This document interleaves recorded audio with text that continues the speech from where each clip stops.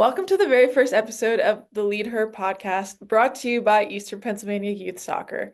We're so excited to kick off this journey with all of you as we strive to create a space that empowers and uplifts women in soccer.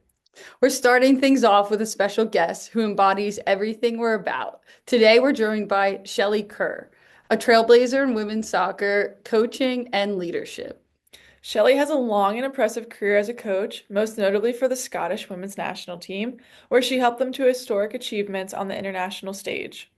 Beyond her coaching achievements, Shelley's passions for developing the next generation of players and her leadership in the world of women's soccer is something that we can all learn from. We can't wait to dive into her journey, insights, and incredible work she's doing in the world of soccer.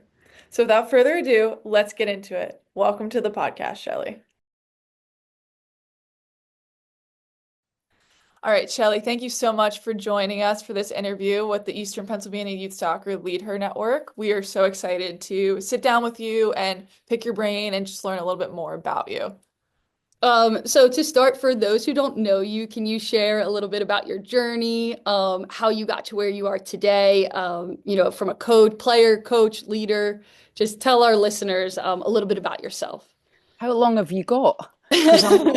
Because I'm quite old now. No, I think firstly it's I'm delighted obviously to chat to you guys, and I think it's so important, to give a little bit back on your experiences, first as a player and as a coach. But my journey started when I was like 3 or 4 years old. I developed a love and a passion for, as you guys call it, soccer. We call it football here in the UK. But so I developed that passion early on in my career, and I guess then, because I'm the ripe old age of 56 this year, so way back then there was no formal infrastructure for girls and women's to play soccer, especially in Scotland. So it was very, very tough. And I'll maybe touch base on that, further when we chat. But it was really, really tough. But I guess subconsciously I started to develop that little bit of strength and resilience because you were getting almost told you can't do something, because there was no teams to play in. But thankfully, when I was, around 10 years old, my primary school, my art teacher spotted me playing in the playground, and he selected me for the school team. So I was the first girl to play for my school team, and it was brilliant. I loved it. So that was my first introduction to team sport and obviously football. And then I lived and breathed football, practiced with my older brothers and in my local community, where I think most of us developed those kind of core skills. And then from there, I went to secondary school and I wasn't allowed to play. So they had a rule in Scotland at that time, and in the UK, that you couldn't play boys football. And bear in mind, there was no formal infrastructure for Mhm. girls to play. So I played boys football, and then I got told I couldn't play. So I had to play women's football at the age of 13. So it was tough, really, really tough. However, I I still had that enthusiasm and passion for playing, and I went on to play for various clubs, and I was very fortunate to represent Scotland and play for my country, which is something that every kid dreams of, don't they? Whatever sport you do, we're talking about obviously soccer, but Mhm.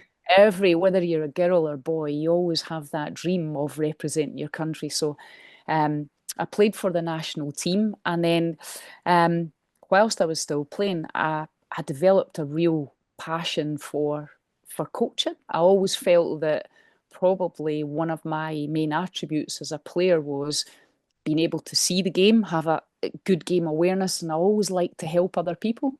Um, so my passion for coaching started at 18, 19 years old. So way back then, it's almost 40 years ago, I started to think about what I would like to do when I finished playing. So I went into coaching, and whilst I was still playing, I was coaching boys teams, girls teams, development, just trying to get as much experience and exposure at all the different levels as I possibly could.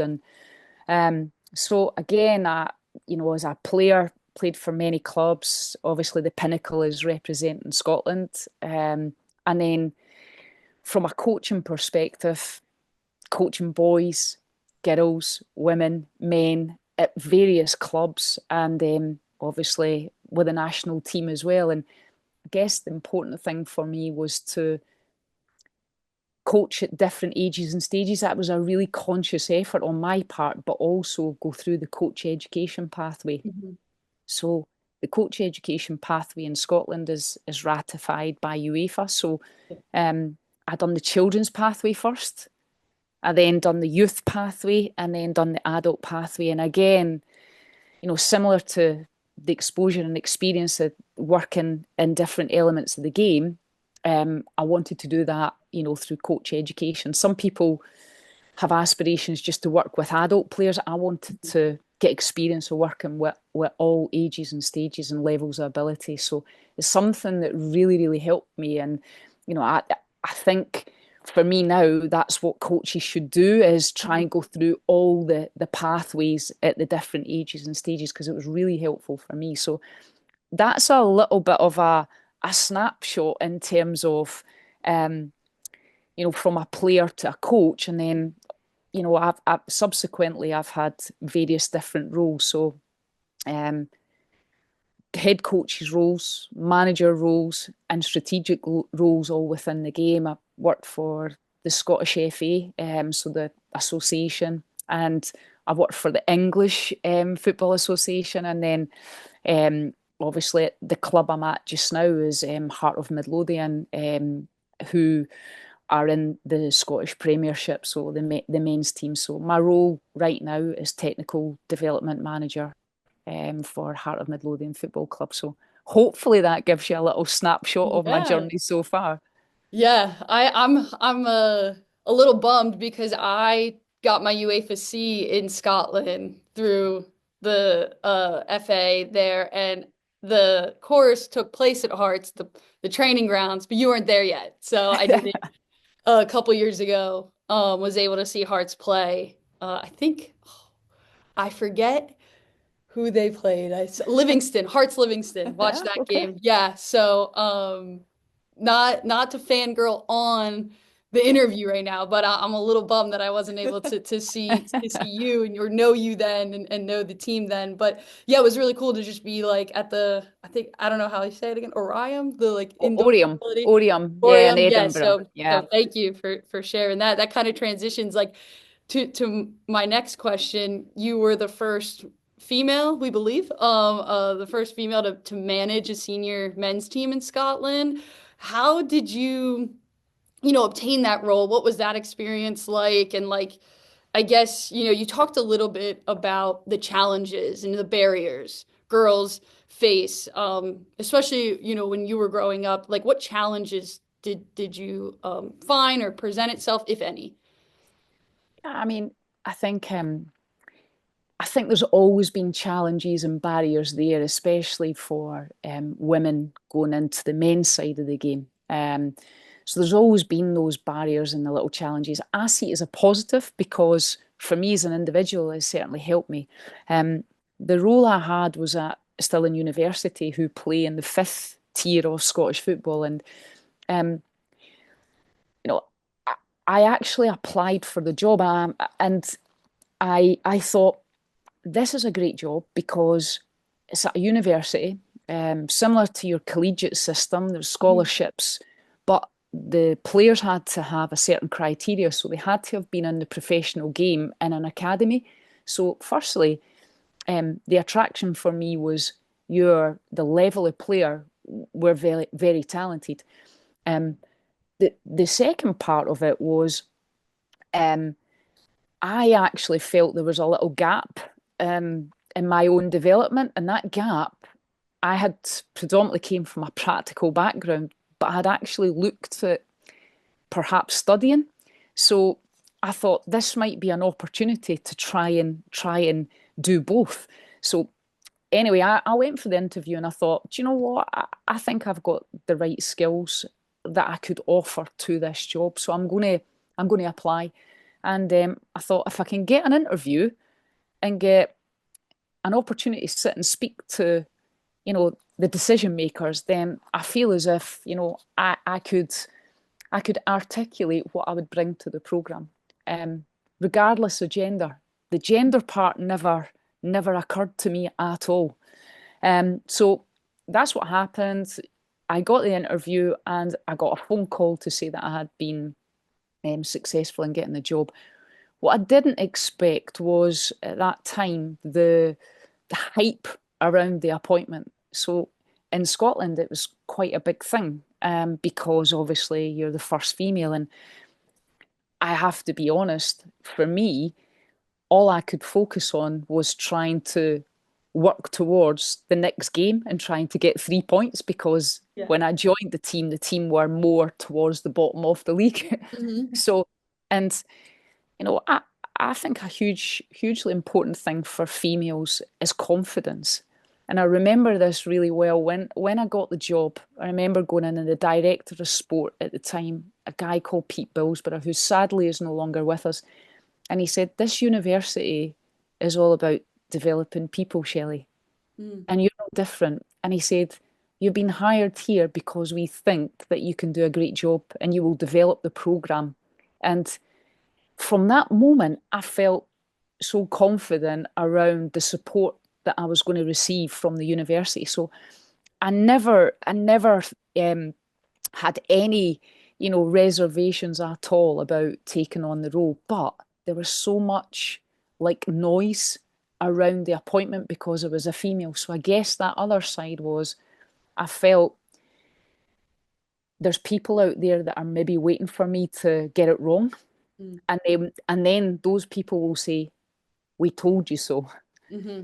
So I Yeah, think subconsciously you get that inner strength, the resilience that I mentioned earlier to actually almost prove people wrong. But um, there was quite a bit of hype, as I mentioned, and that was a little bit of a distraction. mm-hmm. So that was probably the biggest challenge for me was trying to deal with that, turn down the noise, but focus on trying to make sure that the team were well prepared for initially those first few games to try and get some points on the board and keep Yeah. people away from making any more noise about the appointment. So it's a fantastic opportunity for me. Really thankful to the university for giving me the opportunity, but it was really, really good. However, I was disappointed probably in how much the reaction was of a female being appointed working in the men's game. Right, right. No, that's it. We actually have a question, I guess we are going to ask a little later, but maybe bring it up now about confidence and it's funny the way you started answering that question, how much confidence you went in, like with yourself as you were like, if I could just get in and be me and show them what I have to offer, like I'm confident in all of that. And I think sometimes as coaches, female coaches, you're like, just put me on the sideline and I can prove it to you, like I can do it. But then that noise and that internal, or maybe even just some imposter syndrome, then like, did I deserve this? Like type of thing that comes next. I guess, when many young females, coaches, players struggle with confidence. Do you have any advice or how did you navigate that? Like obviously there was some noise, but how do you usually navigate when your confidence is nicked or hindered? I think it's a really, really, really good question. I think you have to visualize and remember the hard work, and I think the experiences that you have shape you into the coach or the leader that you want to be. I think your values, your behaviors. But for me, I think it's about feeling good. Everyone likes to feel good, and I've had some really good mentors, and those mentors, haven't always necessarily told me what I want to hear, Mm-hmm. which I think is really important.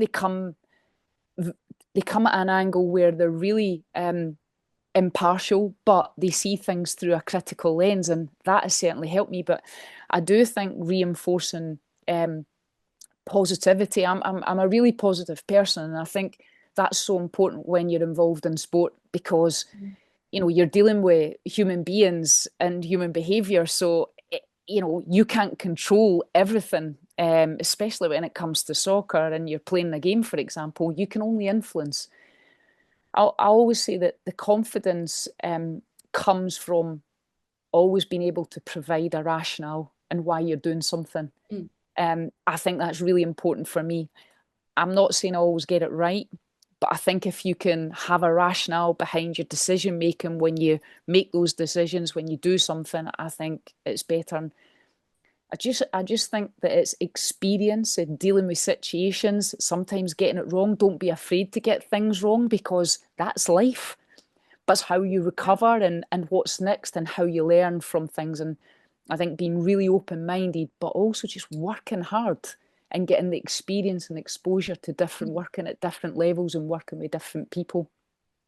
Yeah, that was funny because when you were speaking, it aligned a lot to like the when I was in the Scottish FA courses, like what they teach about the why Yeah. and why we do stuff. Like you always have to be able to answer that question, and if you can almost have the answer before you do something, you'll have confidence in presenting it and displaying to whoever you have to.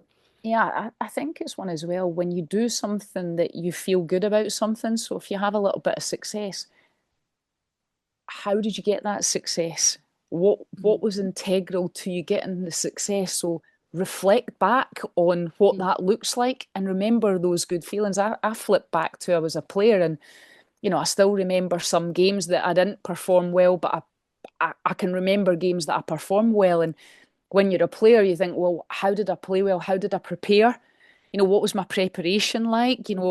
How did I look after myself in the build up to that game? Did I assess the opponents really well? So it's a similar thing. You have that feel good factor. And for me, that brings a lot of confidence, but also you can help others be confident, by praising them at the right time. And then also, you know, okay, how could you improve on this? I always strive for improvement.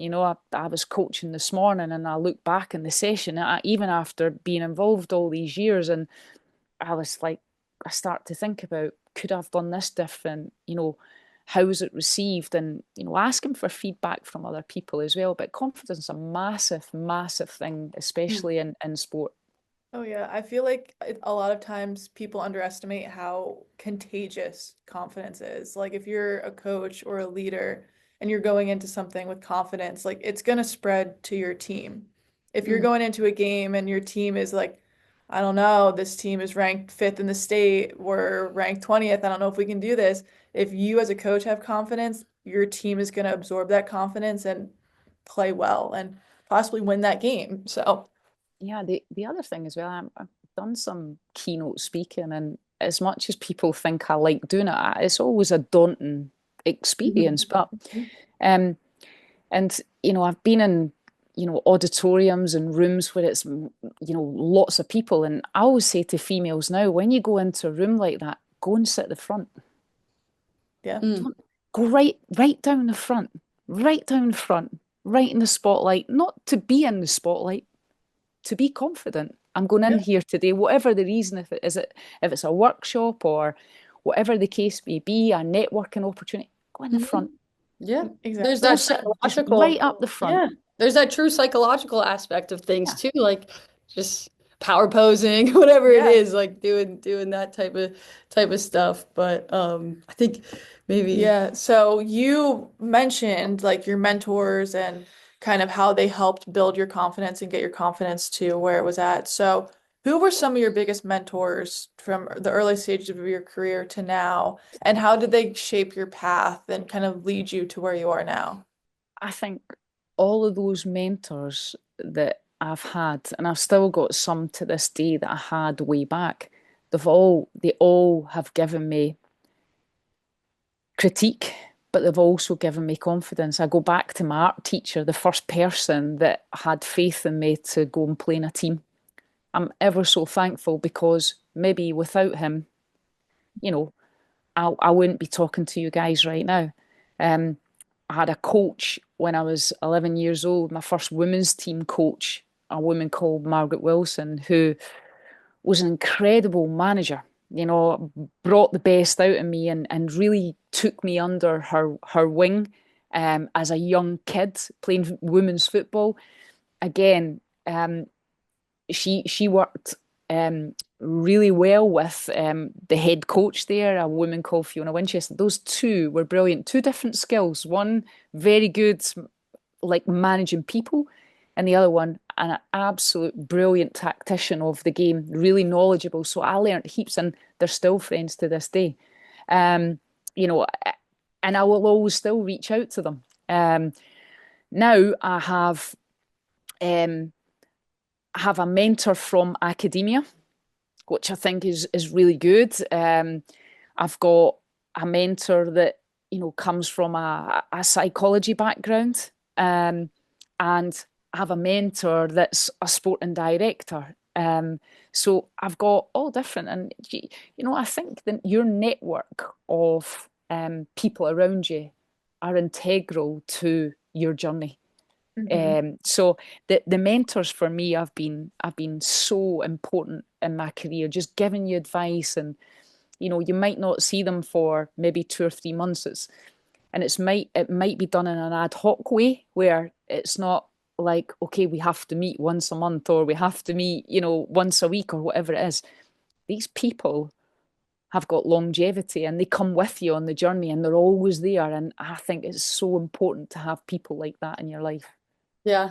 Thank you for sharing that. I'm sure I mean, I know just as you're speaking, like people are popping into my head Hmm. that have been in my life. And even like you said, sometimes it's just like the most at the time it seems so small, or maybe an interaction that you didn't know what was going to come of it. And that's what we hope to bring out of the network that we've created here is a place where whether people find a mentor or a friend or a connection that they can then continue to grow. So thank you for sharing that. You've talked a little bit about managers that you played under. We'd love to hear a little bit about like your playing experience, and did you bring anything that you've learned as a player into your coaching, and did that style change throughout, or the intricacy of it is as well as you played in the women's game and then you're coaching in the men's side, like how did you kind of relate those two, or your playing career to your coaching? Yeah, I think what what you do, and I think this is subconscious as well. Like you have different coaches and different managers throughout your career, and you might think, oh, I really like this methodology.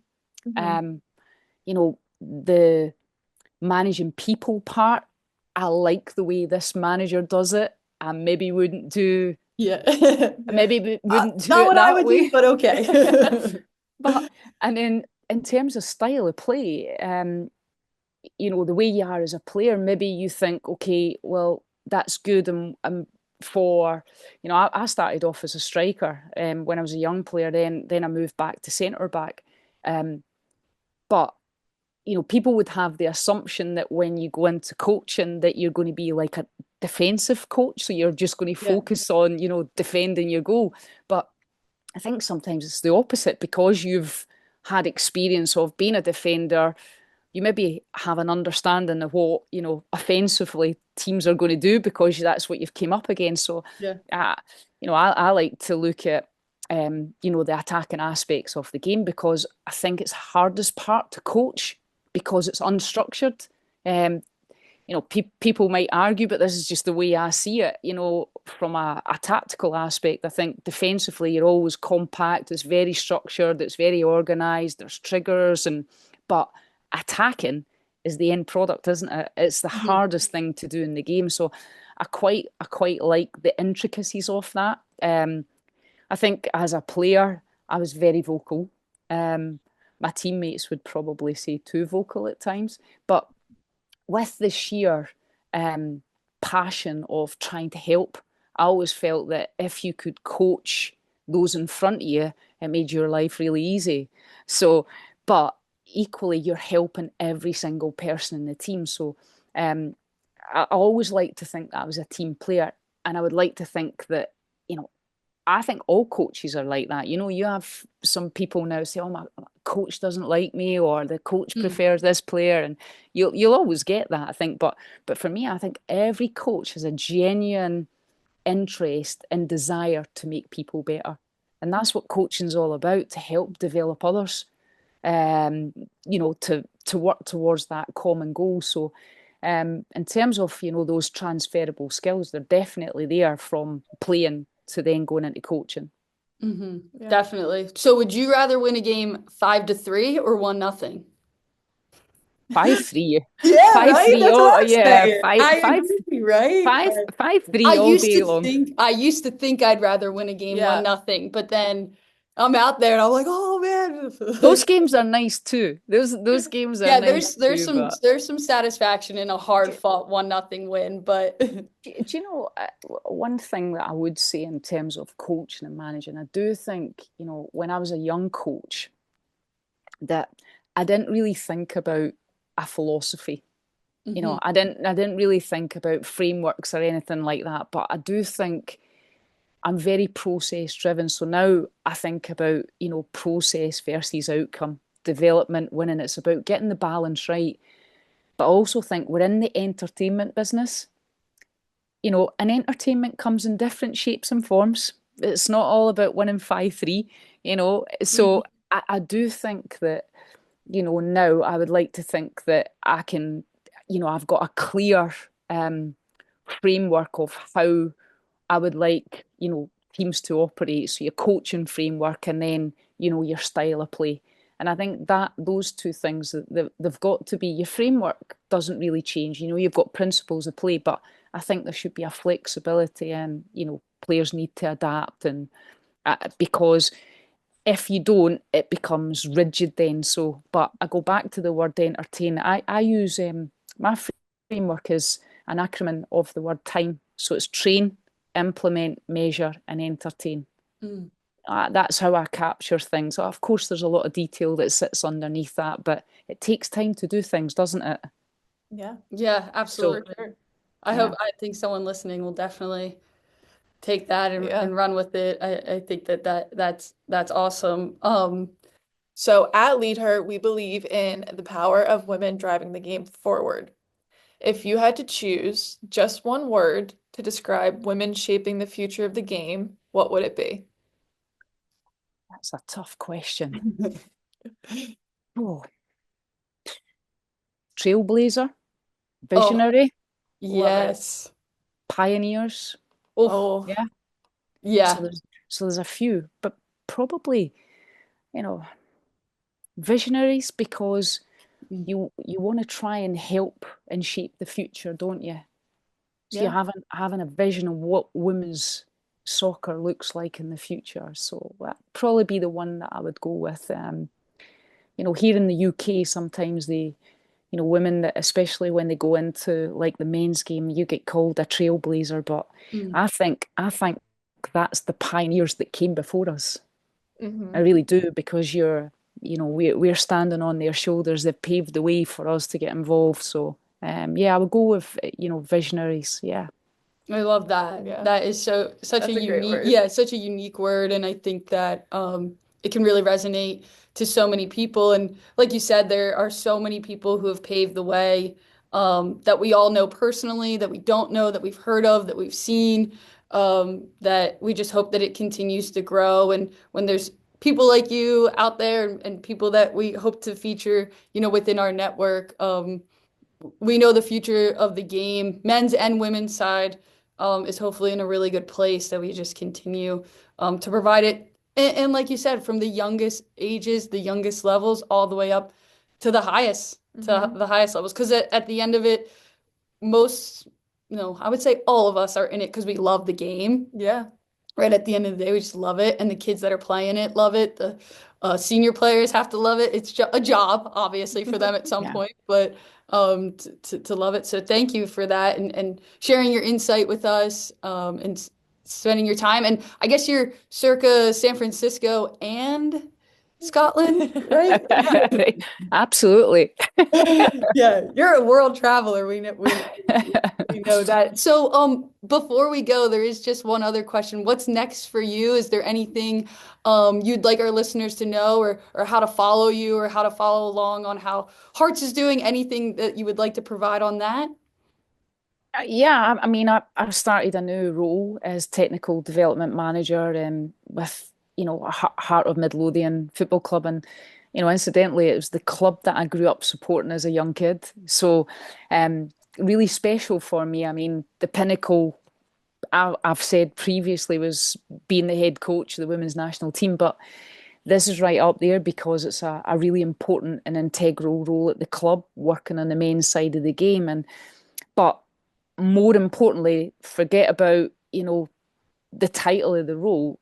For me, it's about shaping the future of the young players coming through the academy at Hearts, which I'm really passionate about. And I think the club, the directive from the club is to try and get more players, homegrown players, to get into the first team. So if you can play a small part in that, then, fantastic. So, I'll be doing my best, to try and make sure that, we shape the future well at the club. And yeah, I'm I'm really enjoying the role so far. But again, thank you so much for inviting me to have a chat.